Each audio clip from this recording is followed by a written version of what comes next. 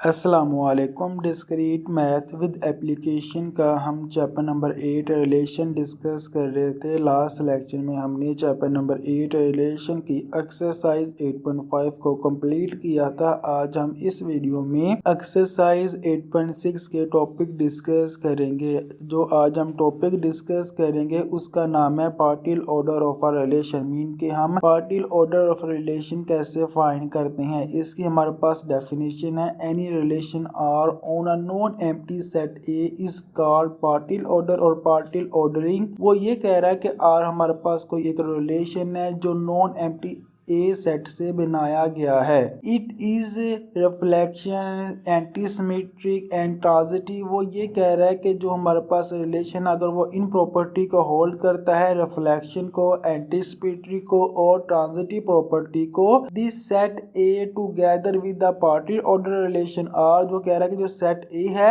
उसको कहेंगे वो हमारे पास पार्टियल ऑर्डर रिलेशन जो है उस पे आर पे जो है वो सेटिफाई कर रहा है। इस कार पार्टियल ऑर्डर सेट, वो जो सेट ए है वो पार्टियल ऑर्डर सेट कहलाता है और इसको पोज सेट भी कहते हैं। And it is denoted by A R. इसको हम ए आर से डिनोट भी कर सकते हैं। Member of A is called the element of pose set. जो मेंबर होंगे ए के, मीन के जो ए के एलिमेंट होंगे, जो ए सेट के कितने भी एलिमेंट होंगे उसको हम कहेंगे एलिमेंट ऑफ पोज सेट। ये हमारे पास पार्टियल ऑर्डर की डेफिनेशन थी। इसके हम एग्जाम्पल डिस्कस करते हैं। एग्जाम्पल नंबर 28 में वो ये कहता है show that the greater than और equal to relation is a Porter order on the set of integer or show that z greater than and equal to is a pose set।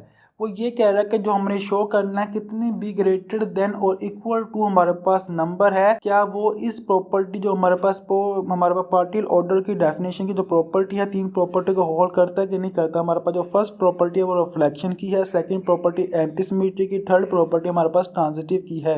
अब हम इस example को solve करते हैं। हमारे पास जो first property होती है वो रिफ्लेक्शन प्रॉपर्टी। मीन के रिफ्लेक्टिव प्रॉपर्टी क्या होती है, फॉर एवरी इंटीजर ए इन जी। वो कह रहा है कि कोई हमारे पास एक इंटीजर है जो जी में से बिलोंग करता है। जी हमारे पास कोई इंटीजर नंबर है। A is greater than and equal to its set. Mean के जो ए जो हमारे पास नंबर होता है वो खुद से बड़ा होगा या खुद के बराबर होगा। मीन के इन दो में से कोई एक कंडीशन को सेटिस्फाई करता होगा। The property hold since A greater than and equal to A. ये प्रॉपर्टी होल्ड करती है फॉर एनी इंटीजर ए, कोई भी इंटीजर ए के ऊपर। हमारे पास जो सेकंड प्रॉपर्टी है वो है एंटीसिमेट्रिक प्रॉपर्टी। एंटीसिमेट्रिक प्रॉपर्टी हमारे पास वो ये कह रहा है कि if A greater than and equal to B and B greater than and equal to A. वो कह रहा है कि अगर ए बी से बड़ा या बी के बराबर है एंड और बी ए से बड़ा या ए के बराबर है, then A is equal to B for any integer A and B. वो कह रहा है कि तब भी ये कंडीशन सेटिस्फाई करती है ए बी से बड़ा या बी ए से बड़ा, तब वो आपस में क्या हो, बराबर हो। For any integer A and B हमारे पास कोई भी दो इंटीजर वैल्यू हो।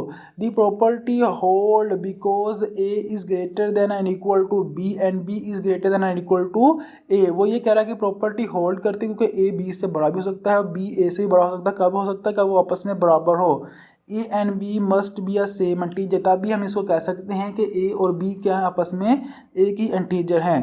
हमारे पास जो थर्ड प्रॉपर्टी है वो ट्रांजिटिव प्रॉपर्टी। ट्रांजिटिव प्रॉपर्टी हमें क्या कहना होता है, if A greater than and equal to B and B greater than and equal to C then A greater than and equal to C. वो कह रहा है कि अगर ए और बी, ए जो ए है वो बी से बड़ा या बी के बराबर है, इसी तरह बी जो है वो सी से बड़ा या सी के बराबर है, देन ये होल्ड करते हैं जो ए है वो सी से बड़ा हो या सी से बराबर होगा। For any integer A B and C, ये तीनों जो हमारे पास इंटीजर कोई भी होंगे ए बी और C, the property hold because is greater than and equal to B. वो क्या कह रहा है कि प्रॉपर्टी होल्ड करती है क्योंकि ए या बी से बड़ा होगा या बी के बराबर होगा। इसी तरह B is greater than and equal to C, जो बी है वो सी से बड़ा होगा या सी के बराबर होगा, then A must be greater than and equal to C. वो कह रहा है कि ये फिर प्रॉपर्टी होल्ड करते हैं जो ए है वो सी के बराबर होगा या सी से बड़ा होगा लाजमी। तो ये हमने तीनों प्रॉपर्टी सेटिस्फाई करवा दी तमाम जो इंटीजर जी थे ग्रेटर देन इक्वल के लिए। एंड पे भी कह रहा है कि since the relation greater than equal to satisfy the reflection antisymmetry symmetric transitive on the set of integer z। वो ये कह रहा है कि जो हमारे पास रिलेशन है वो ग्रेटर देन इक्वलिटी प्रॉपर्टी को होल्ड करता है। कौन सी प्रॉपर्टी? रिफ्लेक्टेड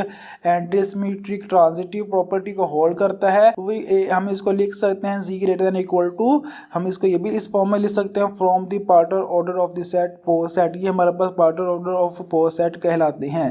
उम्मीद है आपको एग्जाम्पल नंबर 28 समझ आ गई होगी। इंशाल्लाह नेक्स्ट वीडियो में आपको से हम मुलाकात करेंगे एक्सरसाइज 8.6 के साथ। तब तक अल्लाह हाफिज़।